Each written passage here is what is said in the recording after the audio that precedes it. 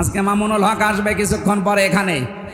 উনি জেলখানা আমার সাথে 3 বছর একাধারে ছিলেন। মাঝে মাঝে বলতেন, হামজা বাইরে কি ভাবতাম আমার ভেতরে চা এসেছে। আমার ভাইরা উনি বলতেন যে আমরা ভাবতাম কি বাইরে আর ভেতরের অবস্থা একই দেখছি। ভেতরে আমরা দেখছি সব ওরা এক জায়গায় এনে আমাদেরকে 24 ঘন্টা তালাবদ্ধ করে রাখে, যত শাস্তি দেওয়া যায় দিচ্ছে।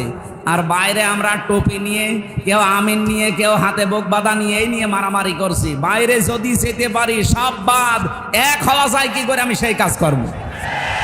উনি সেইটা এখন করছে। উনি এখনো চাচ্ছে যে জামাত ইসলাম, চরমনায় হেফাজত ইসলাম পন্থী যারা আছে টুপি মাথায় দিক আর না দিক, আল্লাহ রসুল বলে যারা বিশ্বাস করে, কোরআন আল্লাহর কিতাব যারা বিশ্বাস করে, তারা যেন সব এক হয়।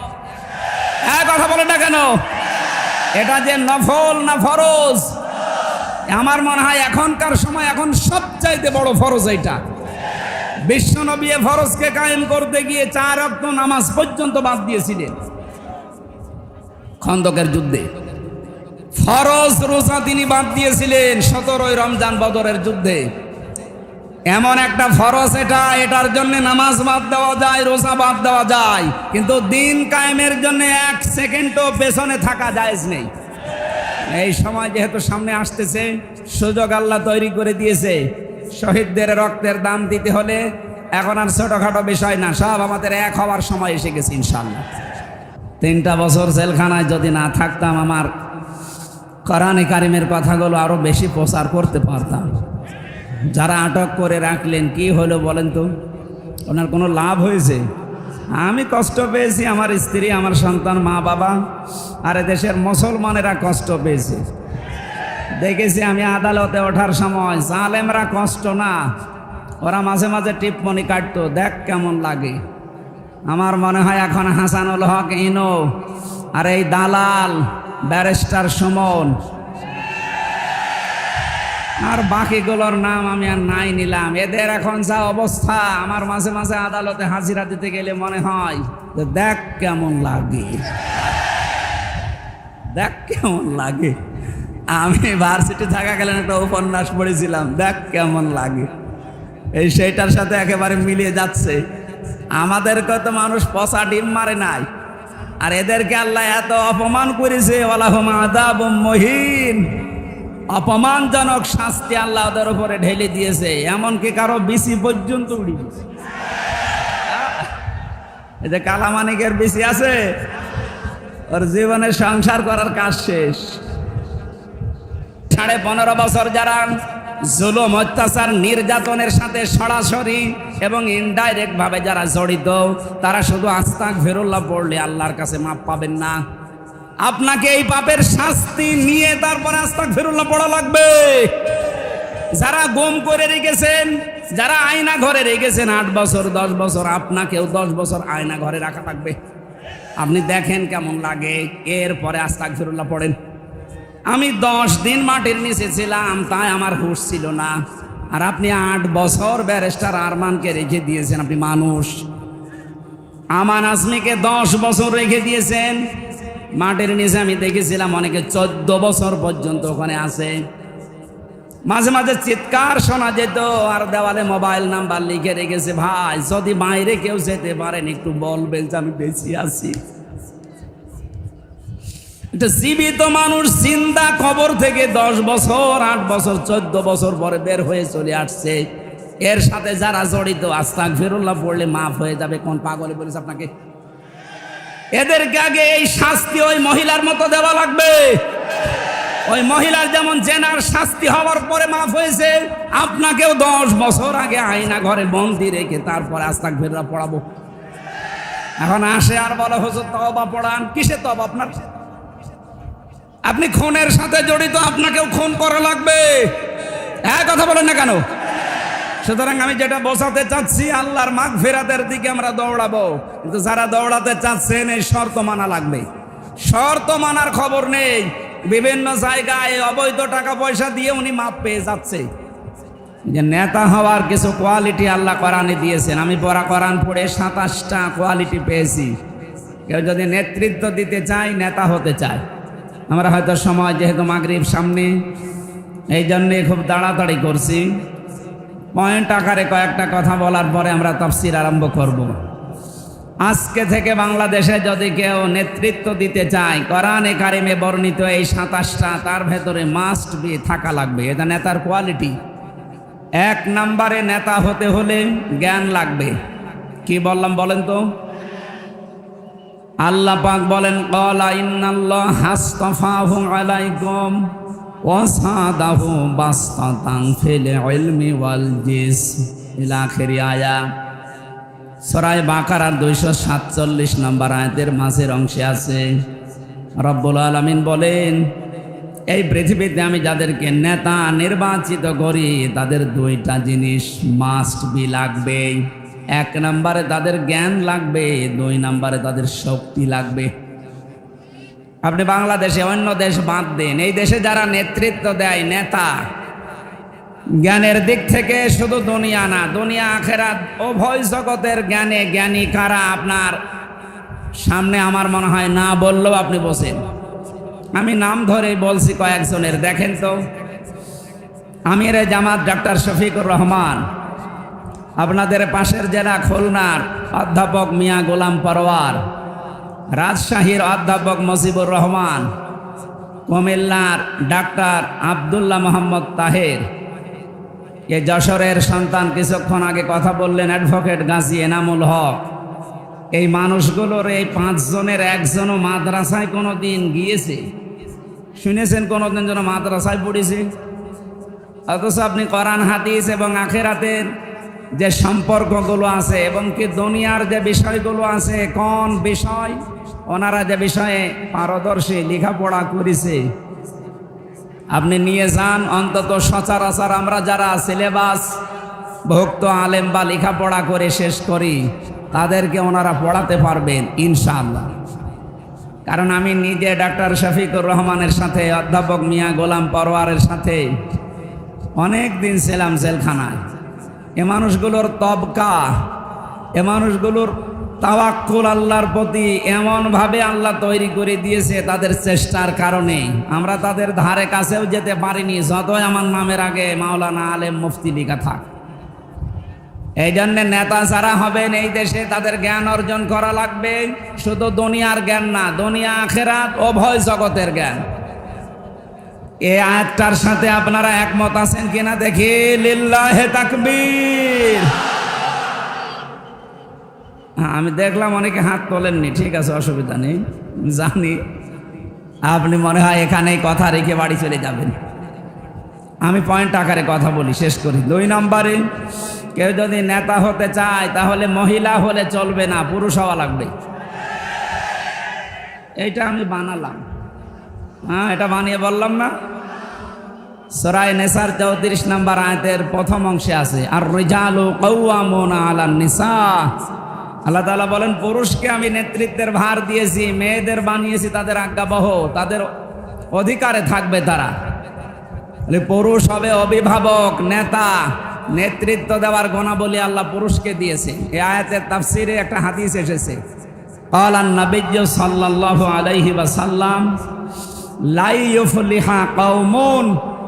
নবীজি গ্যারান্টি দিয়ে জানাচ্ছেন ওই জাতি কখনো সফল হচ্ছে না, হবেও না যে জাতির নেতৃত্বে কোনো মহিলা বসে আছে। আমার মনে হয় 53 বছরে আমরা সফল হতে পারি নাই, তার অন্যতম কারণ এই হাদিসটা। এক কথা বলে না কেন? যাই হয়ে গেছে পাস্ট, সামনে কোনো মহিলা এশিয়ারে আর বসবে না ইনশাআল্লাহ। যারা চট করে ঢুকে পড়ার আকাঙ্ক্ষা পেশ করছেন আপনি থেমে যান, কারণ এ জাতি আর মানবে না। কিয়ামতের আগে দেশে মুসলমানদের মাথার উপরে যারা আসবে তারা পুরুষ হওয়া লাগবে, মহিলা আসতে পারবে না। এক কথা বলে না কেন? এটা মানতে পারবেন তো? এটা আমি কি বানিয়ে বললাম না কোরআনে আছে? 3 নম্বরে নেতা হওয়ার কোয়ালিটি বৈশিষ্ট্য, তাকে জালেম হওয়া যাবে না। অথচ 15.5 বছরে কথার দ্বারা, মিডিয়ার দ্বারা, ক্ষমতার দ্বারা, প্রভাব প্রতিপত্তির দ্বারা বানানো আইন দিয়ে যারা সবচাইতে বেশি জুলুম করেছে ওরাই বড় নেতা ছিল। কথা বলেন। আমাদের জাতির পিতা যিনি হযরত ইব্রাহিম আলাইহিস সালাম, আপনারা এত কথা বললে আমারে নিয়ে আসলেন কেন? আমি বাড়ি ঘুমাতে পারতাম। কথা বন্ধ করেন ভাই। আমি হাত বার জোর করে বলছি, দাঁড়িয়ে থাকেন, বসে থাকেন, শুয়ে থাকেন কোনো জায়গা পেলে, অথবা বাড়ি চলে যান, কিন্তু কথা বলবেন না। কোরআনের আলোচনায় কথা বললে কবিরা গুনাহ হবে, কথা বলবেন না। আমি একটা চার কথা বলেছিলাম, কবির বিন সামাদ ভাই, মনে হচ্ছে কিয়ামতের পরে আসবে। আমার মনে হয় চা খেয়ে আসাই ভালো ছিল যশোর শহর থেকে। ও, মানুষের জন্য যাওয়া যাচ্ছে না, ঠিক আছে। চা খাওয়ার পরে গলার যে অবস্থা হবে, আল্লাহ যেন অবস্থায় ফিরিয়ে দেন, বলেন আমিন। এত মানুষের দোয়া তো, গলা ঠিক হয়ে যাবে। আজকে 3টা চলছে, এই জন্য শরীর পারছে না। 3টা বছর জেলখানায় যদি না থাকতাম, আমার কোরআনে কারিমের কথাগুলো আরো বেশি প্রচার করতে পারতাম। যারা আটক করে রাখলেন, কি হলো বলেন তো? ওনার কোনো লাভ হয়েছে? আমি কষ্ট পেয়েছি, আমার স্ত্রী, আমার সন্তান, মা বাবা, আর দেশের মুসলমানেরা কষ্ট পেয়েছে। দেখেছি আমি আদালতে ওঠার সময়, জালেমরা কষ্ট না, ওরা মাঝে মাঝে টিপমনি কাটতো, দেখ কেমন লাগে। আমার মনে হয় এখন হাসানুল হক ইনো আর এই দালাল ব্যারিস্টার সুমন আর বাকিগুলোর নাম আমি আর নাই নিলাম, এদের এখন যা অবস্থা, আমার মাঝে মাঝে আদালতে হাজিরা দিতে গেলে মনে হয় যে দেখ কেমন লাগে, দেখ কেমন লাগে। আমি ভার্সিটি থাকাকালীন একটা উপন্যাস পড়েছিলাম, দেখ কেমন লাগে। এই সেইটার সাথে একেবারে মিলিয়ে যাচ্ছে। আমাদেরকে তো মানুষ পচা ডিম মারে নাই, আর এদেরকে আল্লাহ এত অপমান করেছে, ওয়ালাহুম আযাবুম মুহিন, অপমানজনক শাস্তি আল্লাহ ওদের উপরে ঢেলে দিয়েছে, এমনকি কারো বিসি পর্যন্ত উড়ি দিয়েছে। এই যে কালামানিকের বিসি আছে, ওর জীবনে সংসার করার কাজ শেষ। সুতরাং যারা জুলুম করেছিলেন, আপনাদের কোনো লাভ হয়নি, আপনি আরো আল্লাহর টার্গেটে পড়লেন।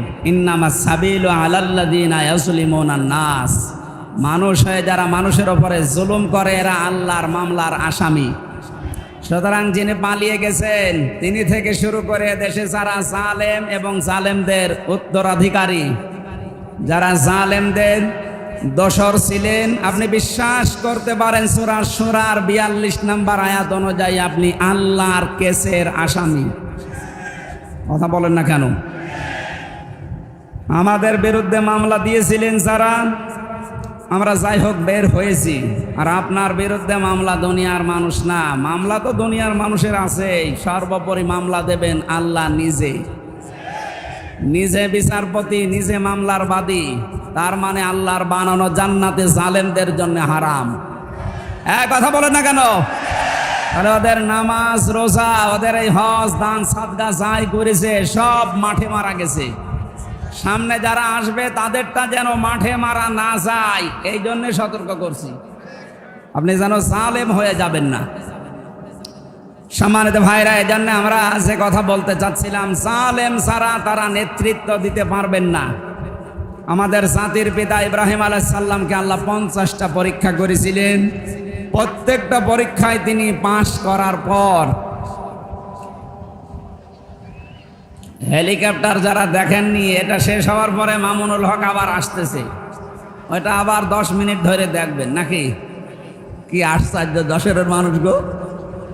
হেলিকপ্টার উড়ে গেলে যদি কোরআন বাদ দিয়ে ওদিকে তাকিয়ে থাকা লাগে, আমার মনে হয় পরে মনে যদি একটু খোলামেলা আসে, আপনি মনে হয় পাগল হয়ে যাবেন। না, আশা করছি এদিকে খেয়াল করেন। যাক, ওনারা চলে যাক, একটু ঘুরতে ঘুরতে ওঠে তো।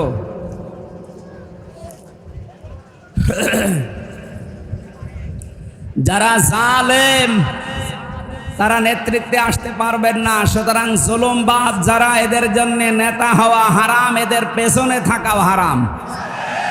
4 নম্বরে নেতা হতে পারবে না তারা, যে মানুষগুলো, এবার আমি দলিল দিচ্ছি। সূরা শুআরা 19 নম্বর পারার 12 নম্বর পৃষ্ঠার 5 নম্বর লাইনের 151 52 নম্বর আয়াত, ওয়ালা তুতিউ আমরাল মুসরিফিন আল্লাযীনা ইউফসিদুনা ফিল আরদি ওয়ালা ইউসলিহুন। আল্লাহ পাক বলেন তাদের অনুসরণ করা যাবে না। দুনিয়াতে যারা ইসরাফ করে, অপব্যয় করে, অপচয় করে, দুনিয়ায় যারা আল্লাহর তৈরি করা আইন বাদ দিয়ে মানুষের তৈরি করা আইন কায়েম করতে চায়, তাদেরকে ফাসাদ সৃষ্টিকারী বলা হয়। এই আয়াতের ভেতরে আল্লাযীনা ইফসিদুনা ফিল আরদি, আমি যতগুলো তাফসীর দেখেছি, মুফাসসিরিনে ইকরাম লিখেছেন এখানে ফাসাদ মানে মানুষের তৈরি করা আইন। যশোরবাসী হৃদয়ের কান দিয়ে শোনেন, আল্লাহ নিষেধ করেন অনুসরণ করতে তাদের যারা মানুষের তৈরি করা আইন প্রতিষ্ঠা করতে চায়। এখন আপনার বিবেকে যা বলে আপনি তাই করেন। 2 নম্বরে ওয়ালা ইসলিহুন, দুনিয়ায় যারা সংশোধন চায় না, এ পৃথিবীতে যারা শান্তি স্থাপন করতে চায় না, শুধু মুখে বলি উড়িয়েছে 15.5 বছর যে আমরা শান্তি চাই, যত অশান্তির দাবানল তাদের মাধ্যমে জ্বলেছিল। কথা বলেন ঠিক কিনা? এরা যে অশান্তির কারণ ছিল, রাষ্ট্র বাধ্য হয়ে না পেরে কয়েকদিন আগে নিষিদ্ধ করে দিয়েছে। গতকালকে পুলিশের আইজি ঘোষণা দিয়েছে নিষিদ্ধ সংগঠন যারা ছাত্রলীগ, ওরা যেহেতু নিষিদ্ধ হয়েছে আদালত কর্তৃক, রাষ্ট্র কর্তৃক, এই দেশে মিছিল মিটিং করা রাজনৈতিক কোনো অধিকার তাদের আর নেই। যত দল এই দেশে নিষিদ্ধ আছে, হিজবুত তাহরীর, হিজবুত তাওহীদ, বাংলা ভাই সহ যাদেরই দল ছিল, ওদের মতো এখন এইটা। সুতরাং এই দলে যদি কেউ নামও লিখায় তার 6 মাস জেল। কেউ যদি নাম লিখায় এ দলে 6 মাস জেল, আর যদি প্রমাণ হয় 6 বছর। বাকিটা আর বললাম না, কি করবে জনগণ? এজন্য আমার প্রশ্ন হচ্ছে, যারা শান্তির নামে অশান্তি তৈরি করেছেন, বিশ্বজিতের মতো মানুষকেও যারা ছাড়েননি, বিশ্বজিৎকে যে শেষ পর্যন্ত কোপ দিয়েছিল সেই লোকটা আমার সাথে ছিল জেলখানায়, শাওন, এ খুলনায় বাড়ি। ওরে আমি বারবার বলতাম আপনি এই কাজ করলেন কেন? আবেগে দলের কথা মতো করেছিলাম, এখন দেখছি কেউ আমার এই অপরাধের শাস্তি নিচ্ছে না, আমারই ভোগ করা লাগছে। সুতরাং 15.5 বছরে যা করেছেন, আপনার শাস্তি আপনাকেই ভোগ করা লাগবে। আসার সময় পুলিশ আমাকে বলছিল আপনি এই ওয়াজ করবেন, যারা অন্যায় করেছে তাদের যেন শাস্তি হয়, আর যারা নিরপেক্ষ ছিল, বাবা শাহজালাল সব হালাল বলে চুপ ছিল, এদের যেন কিছু না হয়। তার মানে ওনারাও একটা ঝামেলায় আছে। আমার মামলার আয়ু পর্যন্ত আমারে এখন স্যার বলে, বলে স্যার আমি যে আপনার কাছে ওই টাকা নিয়েছিলাম এটার জন্য আপনি বললেন না। ও আমারে স্মরণ করিয়ে দিচ্ছে না। আমার তো মনে ছিল না, 3 বছর আগে আমার বাবার কাছ থেকে নিয়েছে। পুলিশ এসে জিজ্ঞাসা করছে, ওই তোর বাবা কোথায়? বছর চৌকের নিচে বলি আছে, আমি বলবো না, তো বলেই দিয়েছে। সুতরাং যারাই অন্যায় করেছেন, অনুশোচনা হচ্ছে, আপনার এই অপরাধ মাফ করার কিছু পন্থা আছে, আমি সামনে যাব ইনশাল্লাহ। নেতৃত্বের কোয়ালিটি বলছিলাম। সুতরাং যারা শান্তি স্থাপন করতে চায় তারা হবে জাতির নেতা। আমরা এদের পেছনে থাকতে রাজি আছি না? সে যেই হোক, যদি শান্তি স্থাপন করতে চায় আর ফাসাদের 9টা অর্থের প্রথম অর্থ মানুষের তৈরি করা আইন যারা প্রতিষ্ঠা করতে চায়, এরা ফাসাদকারী, এদের পেছনে থাকা যাবে না। এর বাইরে যারা আছে আল্লাহর আইন দুনিয়ায় প্রতিষ্ঠা চায়, আপনি তাদের পেছনে থাকবেন। এটা যদি রাজনীতি হয় রাজনীতি, এটা যদি কোরআনের নীতি হয় কোরআনের নীতি। কিছু মানুষ আছে এখনো পর্যন্ত এই দেশে নামাজ পড়ে, রোজা রাখে, হজ করে এসেছে, দান সাদকা করে। এরা রাসূলের 13 বছরের জীবনী শুনতে চায়, কিন্তু বাকি 10 বছরের জীবনী শুনতে গেলে ওদের চুলকানি ওঠে। যে মুহাম্মদুর রাসূলুল্লাহর মক্কার জীবনে 13 বছর অত্যাচারিত হয়েছিলেন, ওই মুহাম্মদুর রাসূলুল্লাহ 10 বছর মদিনায় রাষ্ট্র চালিয়েছিলেন। নবীজি তো 13 বছর, আর আমরা মনে হয় যে 15 বছর পার করে ফেলেছি। কথা বলেন। সুতরাং এই সিস্টেম অনুযায়ী এখন 10টা বছর নবীজির মতো কোরআন দিয়ে এই দেশ চলবে, আর এইটাই সবচাইতে বড় সুন্নাহ। মান তামাসসাকা বিসুন্নতি ইনদা ফাসাদি উম্মতি ফালাহু আজরু মিয়াতি শাহিদ। আমার উম্মতের যখন দুরবস্থা চলবে, ওই সময় যদি কেউ একটা মরা সুন্নাত চিন্তা করতে পারে, তার আমল নামায় 100 শহীদ আবু সাইদের মতো গলা কাটা শহীদের সওয়াব পাওয়া যাবে ইনশাআল্লাহ। একজন আবু সাইদ নিয়ে যদি এদের স্বাধীন হয়ে যায়, 100 গলা কাটা শহীদের সওয়াব নিয়ে কিয়ামতে উঠতে পারবেন যদি কোরআন এই দেশে কায়েম হয়ে যায়। এই কথা বলেন না কেন? এটা নফল না, মুস্তাহাব না, মুবাহ না, সুন্নাত না, এটা ফরজ। পৃথিবীর যত নবী আল্লাহ পাঠিয়েছেন, 2 জন নবীকে তো আল্লাহ রাজত্বই দিয়েছিলেন, হযরত দাউদ নবী, সুলাইমান নবী আলাইহিস সালাম। বাকি যত নবীর জীবনী আমি পড়েছি, প্রত্যেক নবীর জীবনের মিশন ভীষণ এইটা ছিল, আনাকিমুদ্দিন, যে জমিনে দিন কায়েম করা লাগবে।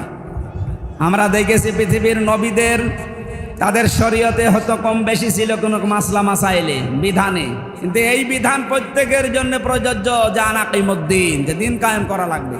ওয়ালা তাতাফাররাকু ফি, এখানে কোনো মাসলা মাসাইল আর নেই, কোনো ফতোয়াবাজিও নেই, কোনো মত পার্থক্য চলবে না। কথা বলে না কেন? এই দেশে শুধু আমার মনে হয় যারা ক্ষমতায় ছিলেন তারা বাদে বাকি আমরা যা ছিলাম সবাই মাজলুম, সে যে দলের লোক হোক।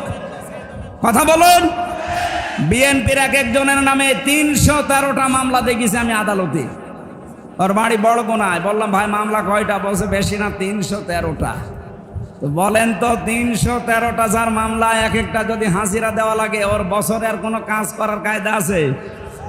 আমারে বলেছিল 50টা মামলা দেব, আমারে 2টা দিয়েছে, টাকা নিয়েছে বাবার কাছ থেকে 10 লাখ, এই জন্য আমারে আর মামলা দেয়নি। এই 2টাই আমার হাজিরা দিতে এই মাহফিল বন্ধ করে যাওয়া লাগতো। এখন যদিও বেকসুর খালাস হয়ে গেছে, আমি নির্দোষ প্রমাণ হয়েছি, আলহামদুলিল্লাহ। এরা মজলুম ছিল। আজকে সাতক্ষীরায় ছিলাম 12টা থেকে 1টা পর্যন্ত।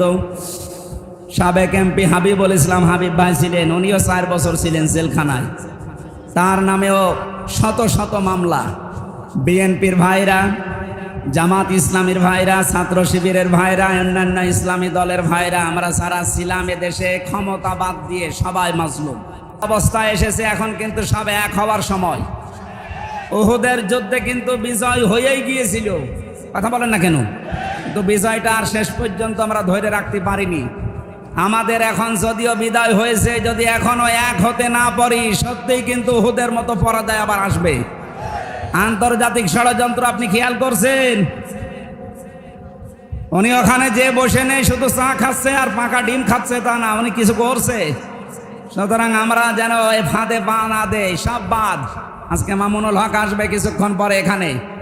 উনি জেলখানা আমার সাথে 3 বছর একাধারে ছিলেন। মাঝে মাঝে বলতেন, হামসা বাইরে কি ভাবতা আমার ভেতরে, চা এসেছে? আমার ভাইরা উনি বলতেন যে আমরা ভাবতাম কি বাইরে আর ভেতরের অবস্থা একই দেখছি। ভেতরে আমরা দেখছি সব ওরা এক জায়গায় এনে আমাদেরকে 24 ঘন্টা তালাবদ্ধ করে রাখে, যত শাস্তি দেওয়া যায় দিচ্ছে। আর বাইরে আমরা টুপি নিয়ে, কেউ আমিন নিয়ে, কেউ হাতে বুক বাঁধা নিয়ে, এই নিয়ে মারামারি করছি। বাইরে যদি যেতে পারি সব বাদ, এক হওয়া যায় কি করে, আমি সেই কাজ করব। উনি সেইটা এখন করছে। উনি এখনো চাচ্ছে যে জামাত ইসলাম, চরমনায় হেফাজত ইসলাম পন্থী যারা আছে, টুপি মাথায় দিক আর না দিক, আল্লাহ রসুল বলে যারা বিশ্বাস করে, কোরআন আল্লাহর কিতাব যারা বিশ্বাস করে, তারা যেন সব এক হয়। এক কথা বলে না কেন?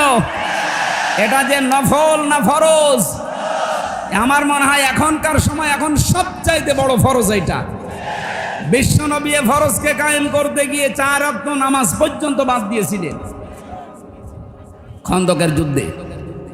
ফরজ রোজা তিনি বাদ দিয়েছিলেন 17ই রমজান বদরের যুদ্ধে। এমন একটা ফরজ এটা, এটার জন্য নামাজ বাদ দেওয়া যায়, রোজা বাদ দেওয়া যায়, কিন্তু দিন কায়েমের জন্য 1 সেকেন্ডও পেছনে থাকা জায়েজ নেই। এই সময় যেহেতু সামনে আসতেছে, সুযোগ আল্লাহ তৈরি করে দিয়েছে। শহীদদের রক্তের দাম দিতে হলে এখন আর ছোটখাটো বিষয় না, সব আমাদের এক হওয়ার সময় এসে গেছে ইনশাআল্লাহ। আমরা নেতৃত্বের গোনা বলি যে 27টা, সবগুলো তো শেষ হবে না। আমি আজকের মতো পর্যন্ত বললাম। আমি তাফসিরে যাই। 2টা আয়াত পড়েছি, সূরা মাইদা থেকে একটা, আলে ইমরান থেকে আর দেখ। আলে ইমরানটা আগে আছে, আমি এটা দিয়ে শুরু করছি। কিছুদিন পরে যশোরে একটা মাহফিল আছে, যে জাহাঙ্গীর স্যারের ওখানে, কদলাপাড়া রহিতা মনিরামপুরে, ওইটা 8 তারিখে ডিসেম্বরের রাতের বেলা এশার পরে উঠবো ইনশাল্লাহ। আজকে আমি সূরা আলে ইমরান থেকে পড়ি, এরপরে ওখানে দেখবো সূরা মাইদা থেকে। একটু শয়তান যদি আশপাশে থাকে যেন পালায়। বলেন আউযু বিল্লাহি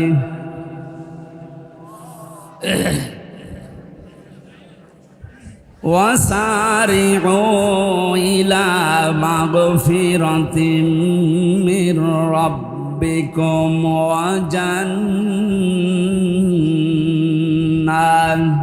ইলা আখির আয়াত।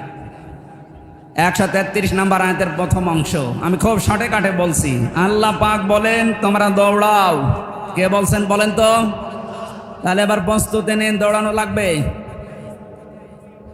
ইলা মাগফিরাতিম মির রাব্বিকুম, তোমাদের রবের ক্ষমার দিকে তোমরা দৌড়াও।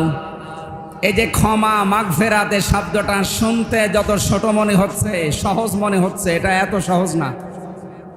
আর 15.5 বছরে যারা জুলুম, নির্যাতন, অত্যাচার, আয়না ঘরের সাথে সম্পৃক্ত ছিলেন তাদেরও ক্ষমা আছে, কিন্তু এই অপরাধের শাস্তি আগে দুনিয়ায় হওয়া লাগবে। তারপর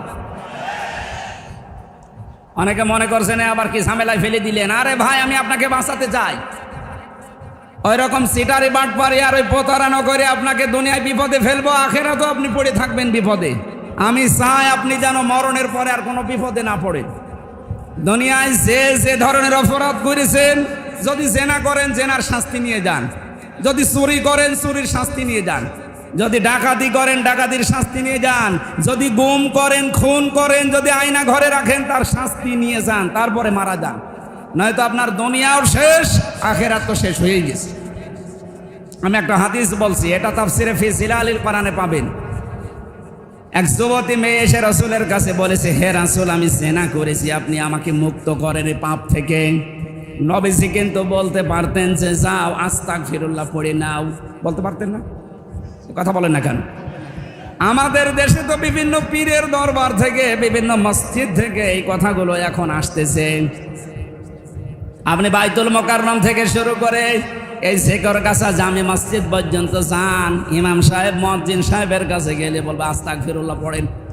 এটা একটা বাক্য। কিন্তু মানুষ যদি নিজের অপরাধ মাফ করতে চায়, শুধু বাক্য পড়লে হবে না। তাওবা করার নিয়ম হচ্ছে অপরাধ যার কাছে স্বীকার করবেন তার কাছে। কথা বলেন না কেন?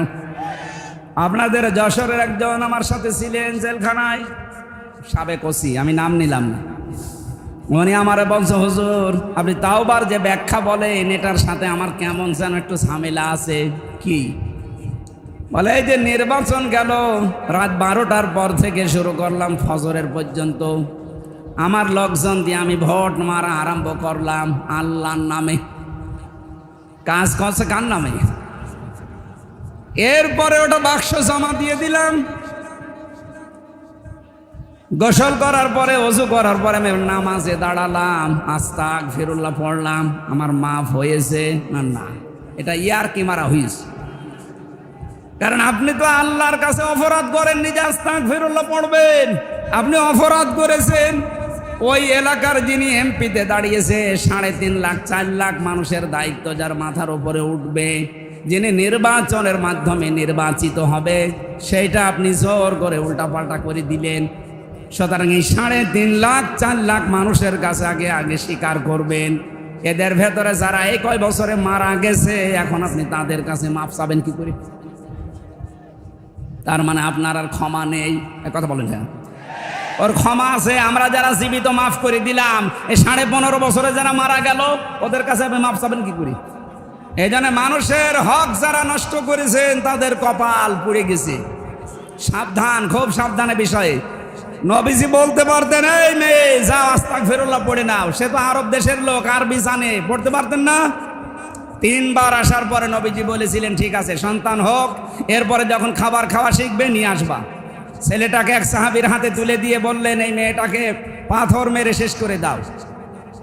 হযরতে খালিদ ইবনে ওয়ালিদ বলেন, আমার শরীরে 1 ফোঁটা রক্ত লেগেছিল এই মেয়েটার। আমি ভৎসনা দিয়েছি, ধিক্কার জানিয়েছি। নবীজির কানে কথাটা যাবার পরে বিশ্ব নবী বললেন, থামো খালিদ, এ কথা বলবা না। আমি নবী, তুমি নবী না। আমি যা দেখি তুমি তা দেখতে পাও না। আমি যা বুঝি তুমি তা বোঝো না। আমি যা দেখতেছি এই মেয়েটার যে তাওবা, যে অনুশোচনা, যে শাস্তি হয়ে গেল, এইরকম করে যদি কেউ তাওবা করে, কোন জালেম যদি তাওবা করে, আল্লাহ তাকেও মাফ করে দেবে। এই জন্য 15.5 বছর যারা জুলুম, অত্যাচার, নির্যাতনের সাথে সরাসরি এবং ইনডাইরেক্ট ভাবে যারা জড়িত, তারা শুধু আস্তাগফিরুল্লাহ পড়লে আল্লাহর কাছে মাফ পাবেন না। আপনাকে এই পাপের শাস্তি নিয়ে তারপরে আস্তাগফিরুল্লাহ পড়া লাগবে। যারা গুম করে রেখেছেন, যারা আয়না ঘরে রেখেছেন 8 বছর 10 বছর, আপনাকেও 10 বছর আয়না ঘরে রাখা লাগবে। আপনি দেখেন কেমন লাগে, এরপরে আস্তাগফিরুল্লাহ পড়েন। আমি 10 দিন মাটির নিচে ছিলাম, তাই আমার হুঁশ ছিল না। আর আপনি 8 বছর ব্যারিস্টার আরমানকে রেখে দিয়েছেন। আপনি মানুষ। আমান আজমিকে 10 বছর রেখে দিয়েছেন মাটির নিচে। আমি দেখেছিলাম অনেকে 14 বছর পর্যন্ত ওখানে আছে। মাঝে মাঝে চিৎকার শোনা যেত, আর দেওয়ালে মোবাইল নাম্বার লিখে রেখেছে, ভাই যদি বাইরে কেউ যেতে পারেন একটু বলবেন যে আমি বেঁচে আছি। এটা জীবিত মানুষ জিন্দা কবর থেকে 10 বছর 8 বছর 14 বছর পরে বের হয়ে চলে আসছে। এর সাথে যারা জড়িত, আস্তাগফিরুল্লাহ পড়লে মাফ হয়ে যাবে। কোন পাগলে বলেছে আপনাকে? এদেরকে আগে এই শাস্তি ওই মহিলার মতো দেওয়া লাগবে। ওই মহিলার যেমন জেনার শাস্তি হওয়ার পরে মাফ হয়েছে, আপনাকেও 10 বছর আগে আয়না ঘরে বন্দি রেখে তারপরে আস্তাগফিরুল্লাহ পড়াবো। এখন আসে আর বলে হুজুর তওবা পড়ান। কিসে তওবা আপনার? আপনি খুনের সাথে জড়িত, আপনাকেও খুন করা লাগবে। হ্যাঁ, কথা বলেন না কেন? সুতরাং আমি যেটা বোঝাতে চাচ্ছি, আল্লাহর মাগফিরাতের দিকে আমরা দৌড়াবো, কিন্তু যারা দৌড়াতে চাচ্ছেন এই শর্ত মানা লাগবে। শর্ত মানার খবর নেই। বিভিন্ন জায়গায় অবৈধ টাকা পয়সা দিয়ে উনি মাপ পেয়ে যাচ্ছে। আর কিছু মানুষ আছে এই ধান্দা কাজে লাগাচ্ছে, এই জালেমদের কাছে অর্থ সম্পদ, টাকা পয়সা, বাবা শাহজালাল দেন সব হালাল নিয়ে তাদেরকে শেল্টার দিচ্ছেন। আপনি বিপদে পড়বেন কয়েকদিন পরে। এক কথা বলেন না কেন? এটা যারা আরম্ভ করেছেন সারা বাংলাদেশে, আপনি থামেন। 15 বছরও আপনার শিক্ষা হয়নি, কবে আপনার জ্ঞানের চোখ খুলবে? এই জন্য আমরা যখন দৌড়াতে চাচ্ছি, আপনাদেরকেও আমরা নিয়ে যেতে চাই, কিন্তু শাস্তি আগে ভোগ করেন। যে অপরাধ করেছেন, যারা চুরির সাথে জড়িত, কোটি কোটি টাকা যারা চুরি করে পাচার করেছেন, তাদের হাত কাটা লাগবে এই দেশে। হ্যাঁ, কথা বলেন না কেন? যারা সেঞ্চুরি করেছেন মেয়ে ধর্ষণ করার পরে বিশ্ববিদ্যালয়ের মতো জায়গায়, তাদেরকে ওই মহিলার মতো সঙ্গে সার করা লাগবে। এরপরে যদি আমি আস্তাগফিরুল্লাহ পড়াই, যারা চট করে ঢুকে পড়বো এ কথা বলেন, আমার জন্য আপনাকে 3 বছর ওই ফাঁসির কন্টেম সেলে থাকা লাগবে। আমান আজমির জন্য 10 বছর, ব্যারিস্টার আরমানের জন্য 8 বছর। এরপরে আপনি আসেন দেশে, আসেন। কত বছর হচ্ছে বলেন তো? আমার 3, আর এই 2 জন বড় বড় মানুষের নাম বললাম, 10 আর 8 18, কত হয়? 21 বছর আগে থাকেন বাইরে, এরপরে চট করে ঢুকবে। তাছাড়া আমার তরফ থেকে আমার তো ক্ষমা নেই, আমার ছোট মেয়েটারও ক্ষমা নেই, কারণ তাকেও কষ্ট দিয়েছে। না, কথা বলেন না কেন? 3টা বছরে কোনোদিন তার সাথে দেখা সাক্ষাৎ করতে দেয়নি। দেখতে গেলে 14 জন গোয়েন্দার স্বাক্ষর লাগবে। কেন? আমি কি 36,000 কোটি টাকা পাচার করে তারপরে জেলে এসেছি? আমারে আপনারা বললেন চলেন, আপনাকে কিছু জিজ্ঞাসা করে ছেড়ে দেব। ভালো মানুষ নিয়ে গেল বাড়ি থেকে, আর সে বলছে আমরা চড়হাস থেকে নিয়ে এসেছি। ডাহা মিথ্যা কথা। এই জন্য একেবারে আল্লাহ পুরাটা উল্টিয়ে 5 তারিখের পরে আদালত কর্তৃক প্রমাণ হয়েছে আমি নির্দোষ। সুতরাং এই নির্দোষ মানুষের মতো হাজারো নির্দোষ মানুষকে যারা জেলে দিয়েছেন, এই রকম করে আপনি জেলখানায় থাকবেন, কষ্ট পাবেন, তারপর আপনাকে আমি আল্লাহর মাগফিরাতের দিকে ডাকবো। আমার কথার ওজন টের পাচ্ছেন না? খালি মাগফিরাত হলেই হয়ে যাবে? মাপ পাওয়ার আগে শর্তগুলো মানা লাগবে। এরপরে আমরা দৌড়াতে চাই আল্লাহর জান্নাতের দিকে। কোন দিকে? কিভাবে জান্নাতের দিকে দৌড়ানো লাগে, কাদের জন্য আল্লাহ জান্নাত প্রস্তুত করে রেখেছেন, আমি কথা বলছিলাম আসার সময় মামুনুল হক ভাইয়ের সাথে, যে আপনি জান্নাত কাদের জন্য প্রস্তুত আছে এই বিষয়ে কথা বলবেন ইনশাল্লাহ। আজকের মতো আজান হবে মনে হয়, হেলিকপ্টার রেডি হয়ে গেছে, উনি এখনই চলে এসেছে। আমি আজকের মতো শেষ করে দিলাম। আগামীতে ওই জাহাঙ্গীর স্যারের ওখানে কদলাপাড়া, এটা কোন জায়গা যেন, রহিতা মহিনারামপুরে, এশার পরে কথা বলবো। আল্লাহুম্মা আমিন। লা হাওলা ওয়ালা কুওয়াতা ইল্লা বিল্লাহিল আলিয়্যিল আযীম। রব্বুল আলামিন যত মানুষ এখানে এসেছে নারী পুরুষ সবাইকে তুমি মাফ করে দাও। কবির বিন সামাদ ভাইয়ের বিশাল অনুষ্ঠানকে কোরআনের ইজ্জতে কবুল করে নাও। তার বাবা কবরে আছে, মাফ করো। যত আলেম এখানে এসেছে আলেমদেরকে তুমি ক্ষমা করে দাও।